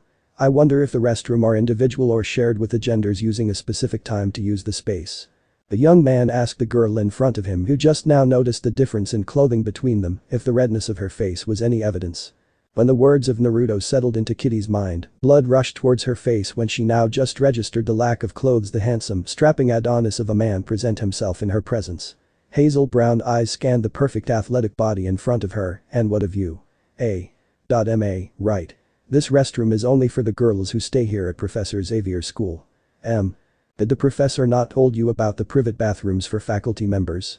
I can lead you to your destination if you want. She so wanted to squeal and trace a hand over those very delicious abs. They are much better than those jocks who sometimes give away a show on the fields. No, I did not think Professor Xavier told me anything about it. Perhaps the thought had slipped his mind. Naruto commented and shrugged his shoulders which did interesting things to his frame which Kitty now almost drooled at the sight. Despite the professor's lack of information to his new member of his faculty. Fortunately there are people like you, cute and smart, who could fix the errors of Professor Xavier. Please lead the way, Kitty. Kitty heard only the words cute and smart, which made her blush a deeper shade of red. She glanced away from him, hiding her face from him. Please, follow me, the faculty restroom is not far from here," squealed the young girl. She moved in a quick pace, trying to avoid any embarrassing circumstances that this scene will surely cause. Kitty would not want to be caught by Scott, who surely would reprimand her or forbid her rogue. She would surely use this opportunity to tease the living hell out of her. Quickly she moved through the corridors and at the end she rounded a corner. Ooh off. All the air was pushed out of Kitty when she crashed into a person. She fell backwards and landed on her behind, her eyes clenched together, which prevented her to see the person across of her. "For what is the haste, Kitty?" A melodious voice graced her ears when the question was asked to her. Opening her eyes, Kitty could only turn a more brighter red when her eyes fell upon long, alluring chocolate brown pair of legs that came out from a short black business skirt. Traveling further up, she sees a tight business black blazer which hugged her breast firmly. And finally her eyes met that of Ororo, who smiled down upon her. "You aren't late for breakfast, are you?" "No, I aren't late for breakfast. I met Naruto when leaving the restroom and he seemed kind of lost. He wandered the corridors in search for the restroom and almost entered the wrong one, so I had decided to show him where the faculty members' own restroom are." Kitty spoke in a rapid pace while poking her index fingers nervously together. Ororo glanced at the clothes the younger mutant wears, which consist of only a long t-shirt that just ran down her legs and stopped at her tights. "That is very kind of you, Kitty, but I suggest that you change quickly in normal clothes to prepare yourself for the day. We would not want the boys see you like this, they are already highly unstable harmonically teenagers." "I'll tell sensei that I guide him to the staff restroom, see you soon at breakfast, Kitty," she says, bidding Kitty farewell for now and seeing her sensei around the corner. "Hey Ororo-chan," Naruto greeted the weather goddess with a smile. "I take it that you have spoken with Kitty here?" Ororo nodded affirmatively at his question. "The girl was kind enough to lead me towards the staff restroom, which Charles forgot to mention. I fear that the dear professor in his age got some memories problems, or perhaps the good man tried to prank me, which I actually doubt that the good man actually has the spine to do." Ororo laughed while guiding her sensei into the right direction. "Why do you think that Charles will prank you? That man, while having a good head on his shoulders, will not suddenly start a prank only because you embarrassed Scott." She led them through the hall as sunlight flowed through the windows. "I had not expected that you would use such an embarrassing technique on the poor boy. I want to warn you, if you ever decided to teach Scott or anyone else that dreadful technique, consider yourself death, sensei." Hi Ororo," grinned Naruto, and the pair came to a stop when they arrived at a door. "I promise that I will not teach them that technique. Not that they ever could accomplish, because they do not have the same powers like me, except for Rogue." "Only Rogue, speaking about her. Will you train her like you train me?" "Sometimes I worry a bit about her, especially when she hasn't such a great control about her powers," Ororo says while watching her sensei pushing the door open. "I have become a member of Xavier's School for the Gifted, of course I will help those who are in need." Her sensei's replies before leaving her and prepare himself for the day, which will promise to be a pleasant day. Naruto walked down the street with a new friend that he found in Catherine Kitty Pryde. The moment they met in the corridors when he was searching for the staff restroom. The bubbly personality of Kitty made him think back to his youth, only the happy moments of his life. The two are wrapped in a bubbly conversation which caused Kitty's lips to curl into a smile. "I discovered my powers one night when I slept in my room. My body suddenly phased through my bed, which woke me up when I hit the floor of my room. Naturally I screamed, which woke my parents, who stormed into my room, and my mother fainted when she saw my body buried in the bed frame." "What about your father?" Kitty laughed. "Oh, my father, he was so shocked that he rushed towards me. The good man tried to pull me out of the bed, however before my father could reach me, I phased through the floor and passed through the living room and end up in the basement." "It surprised me that you could talk so freely about your first experience," said Naruto. The pair now were joined by more students of Bayville High School, who also took a walk on this nice sunny day. "That is now, and that is only because of their help. In the beginning it was really difficult to open up to someone. Especially when you deny it yourself. Not wanting to believe that you are not like the others, someone normal," Kitty confessed. "But now, I see that all the things what made me is normal." Naruto smiled down at her. "That is a mature perception." They walked through the school halls while people streamed past them to meet their friends before the day start. Or to the lockets to pull out their equipment they need for their first class, however for the blonde young man. His first appointment is to meet the principal of Bayville High School, and according to rumors from Xavier's School for Higher Learning students, she is a stern, creepy woman. "Any tips for me to survive the boogeyman who masquerade like our principal?" Kitty giggled at his description of their principal. It humors her, especially when that woman looks at her and her fellow mutants with eyes that showed nothing more than loathing for them. I have a few, do you want to hear them? She asked him with a mischievously tilt in her voice. Yes, I would like to hear them. Especially if they could save my hide from her. Naruto took a dramatic pose. His body slumped against the wall and brought the back of his right hand to his face and imitates as if could faint any moment. Please, grace this unworthy handsome man your wisdom. I would love to, Kitty started with a grin, her amusement clear like day. But we arrived already at her office. My wisdom for you, stay calm and keep your tongue behind your teeth. Don't make her angry at you. Good luck Naruto, you will need it. She parted from him once these words left her lips and with swaying hips she walked away. Naruto could not believe it. The girl much younger than him had pranked him. Naruto, who was in his youth the pranker king of Konoha, is outpranked by a rookie. Shaking his head in amusement, the young-looking man shook his head before clearing his head. Breathing in and out, his right hand moved towards the door and his knuckles rasped against the door. Announcing his presence to anyone inside the room, and a voice was heard from behind the door. Come in. His hand moved from the door surface to the handle and pulled it down. The door swept open gently and Naruto entered the office and then closed the door behind him. Hello, Naruto greeted the woman who stands at the back of the office. Her frame leaning against the desk behind her. The woman in front of him has brown hair which is held tightly in a bun, leaving her face free. A triangle spectacles rest on the bridge of her nose and a pair of hard icy cold eyes gazed at him from behind her glasses. You must be Principal Darkholm. That would be me, Principal Darkholm confirmed. You must be the new transfer student. Here she sifted through documents that lay on her desk. It didn't take long for her until she had found the right one and folded it open. Namikaze Naruto. Namikaze is my surname and Naruto is my first name.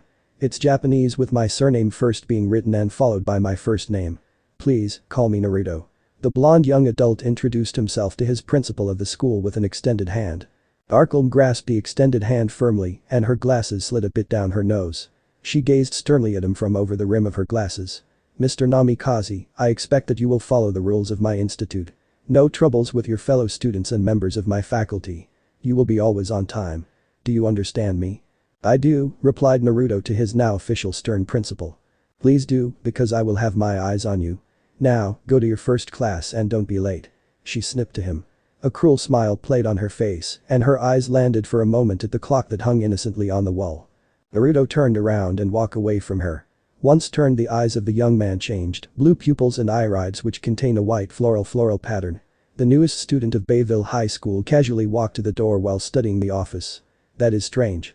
There are no metal objects in this room, with the exception for the clock metal wires. His fingers grasped the door handle and pulled it gently down. Her stern composure and her warning of keeping an eye on me is very suspicious. And now I discover almost no metal objects or tools in her office. Better to make a note to watch my movements with her in close proximity. Pulling the door open and moved out of the office.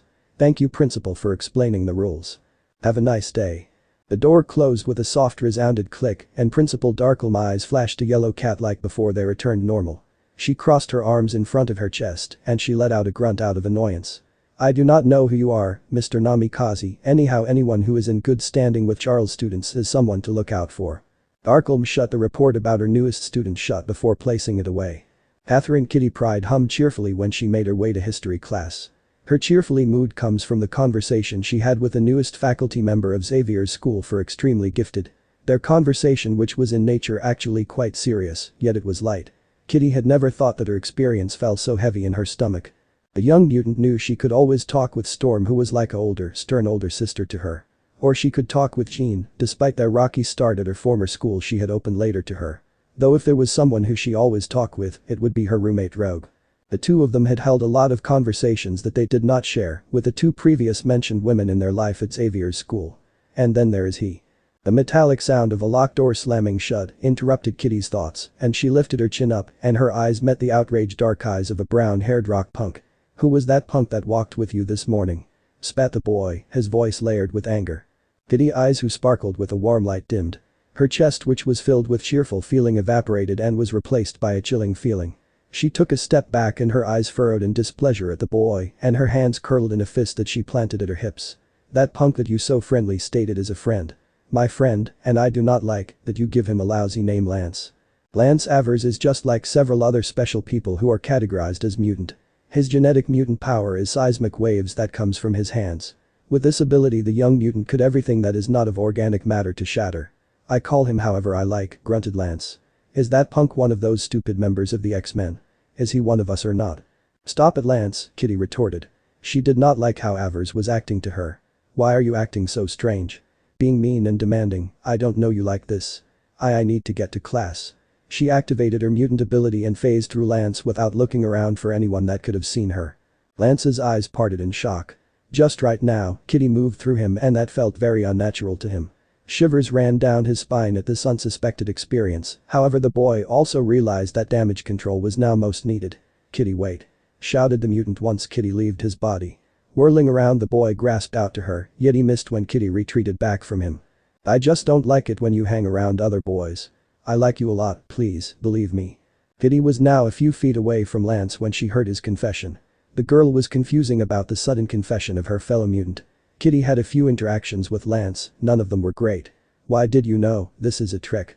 You are trying to use me like you did first when on my previous school. Hell no, forget it. Don't be so stupid. What did those X-Men do for you? Open your eyes and look, we are mutants. Those ants are nothing against us. Leave those fools and, Lance ranted after the outburst of the girl he had an eye on until someone cut him off. What, boy?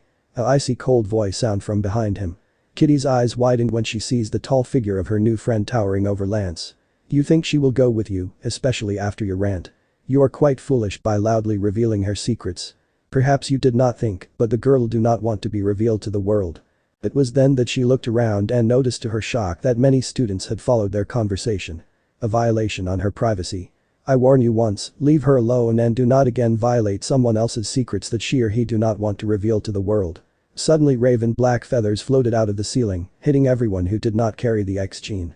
Lance Avers glared once he turned around to get a better look at the person who dared to talk to him like that. The seismic-powered mutant quickly noticed that the person who spoke to him was easily a foot taller than him and much more stronger if the indication of his muscles told him. Stay out of our business, punk. This is between her and me, Snappy. Threatened Lance the boy across of him, dark eyes narrowed at him when the mutant noticed that this was the boy who accompanied Kitty to school. You. Naruto. Kitty exclaimed and she quickly moved past Lance and wrapped her arms around the blonde boy's own. I mean, already done with the principal.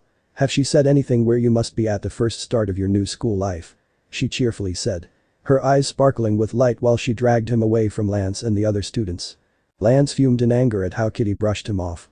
Turning around, the boy saw another member of those X-Men. A girl with red long hair who has probably removed his confession from the human's mind. That girl, is she too meddling with her? No, they will pay for taking away my girl. Anger clouded his mind while letting his powers loose. It started slowly, small cracks which quickly grew in size, and the walls started to tremble. Dust loosened up from the ceiling and rained down upon the students and the faculty members of Bayville High School, who all started to panic. Ah, is this an earthquake? Someone cried out in absolute fear, which were quickly followed by others. Windows cracked and even some of them shattered and glass rained down upon the students. Cries echoed through the school building, and the one responsible for this disaster could only smirk cruelly. Lance laughed, a cruel light shone in his eyes. No earthquake, it is an avalanche. My seismic powers will destroy everything in its path. I will kill that bastard and claim her my Kitty. At the exclamation of the name of the girl, Lance whirled around and aimed his hands at his target's back, ready to destroy every bone structure in the blonde-haired person. You are too inexperienced to take me head-on, boy. An unexpected voice whispered in his ear. You thought that you are the only one with the powers here, Hanpatsu Ryoku. Lance's eyes grew in size until it resembled a cup plate and a devastation force launched him through the corridor. Sailing through the air and past a surprising Scott Summers who was looking for the cause of the earthquake. The seismic-powered mutant crashed into the wall at the end of the corridor, where the impact caused him to lose his conscience. Jean frowned at the blatant use of their mutant powers. Her green eyes took notice of the raven black feathers which still were present and touched the foreheads of the non-mutants before they bursted in sparkling light. Her feet moved and she joined Naruto and Kitty, who both stared at the unconscious form of Lance. Sensei, can you explain what those black feathers are doing, and did that just touch Avers? She questioned when she noticed one of the feathers touch Avers just like the non-mutants. I'm sorry, Jean, but I would like to explain this somewhere else where there are no gifted people and a troublemaker, said Naruto. His eyes still firmly fixed on the downed form of the other much younger mutant. It doesn't mean right now, Jean, Naruto continued when the girl prepared to move them to a much more secured location. However, all you need to know is that they will not remember what has happened here. Okay, it would be inconvenienced if they would learn about our gifts. I'll trust that there will be no problem on that part, but once we arrive back at the professor's school, can you explain to us what exactly has happened? We would not want a repeat of this, Jean told the young-looking man before turning to the younger mutant girl. Kitty, are you alright? If something like this happens, you know that you always can count on us. She received a nod of acknowledgement from the mentioned girl before Jean departed from the group to join her science class.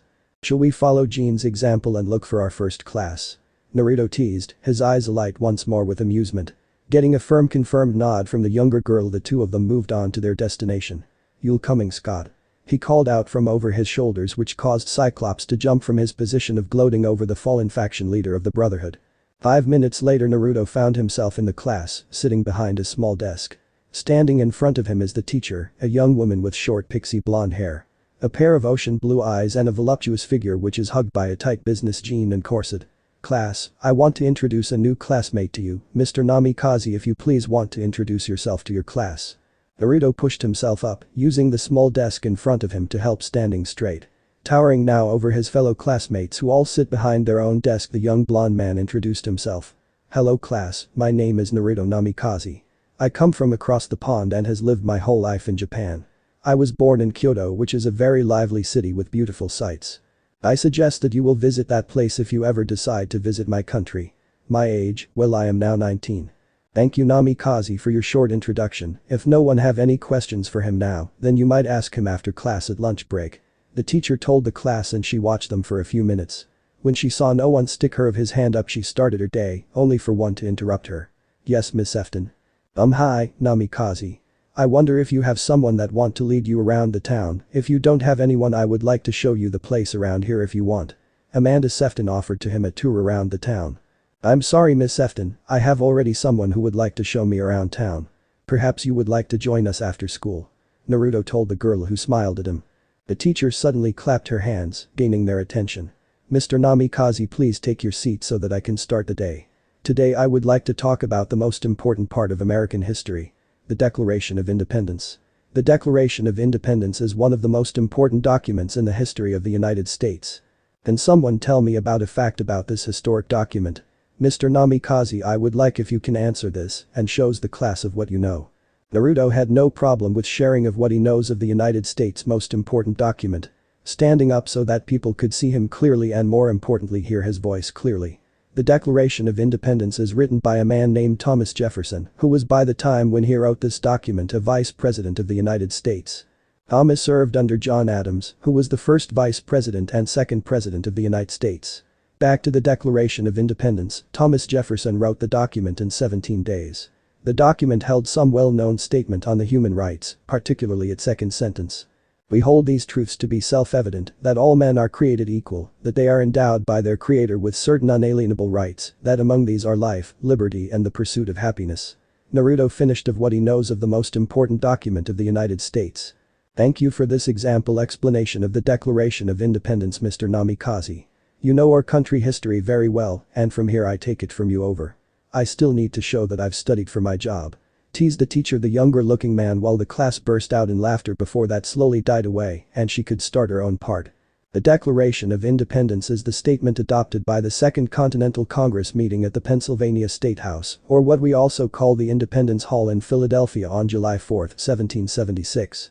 She told the class, who all rapidly listened to her with only a few exceptions, who laid down their heads and tried to claim some sleep. Others are writing small messages on papers which they fold in airplanes before throwing to someone, or like Naruto, who listened to the teacher and taking notes. Listening to his teacher until the bell rings which announce a break or the ending of a class session. Before Naruto noticed, the school day has already come to an end and the shinobi would now spend his remaining time of the day with Catherine Pride in town. Standing up and bringing his arms over his head and arching his back. While he stretched out, his shirt climbed up his abs which now were visible to any hot-blooded girls. Sitting in uncomfortable chairs for hours make my muscles stiff. Now where could she be, murmured the young man while glancing around him in search for his guide of the day. Naruto, are you ready to venture down into town? Kitty skipped into the classroom with a bright smile. She gazed around the room in search for the person that she would spend the remaining of the day with. A young man with wild blonde hair then rose up when his name was mentioned and Kitty quickly latched on his arm. Ready to go, Naruto? I'll show you the town like I promised. Naruto's brightly smiled at the young cute girl and followed her out of the class.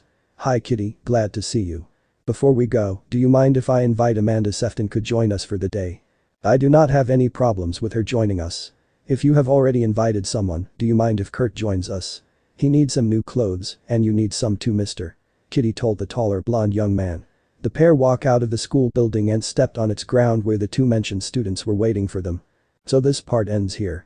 Alright, that's it for today's video guys. Let me know in the comments section how was the story, and also don't forget to like, share and subscribe. I will meet you in another video. Bye bye.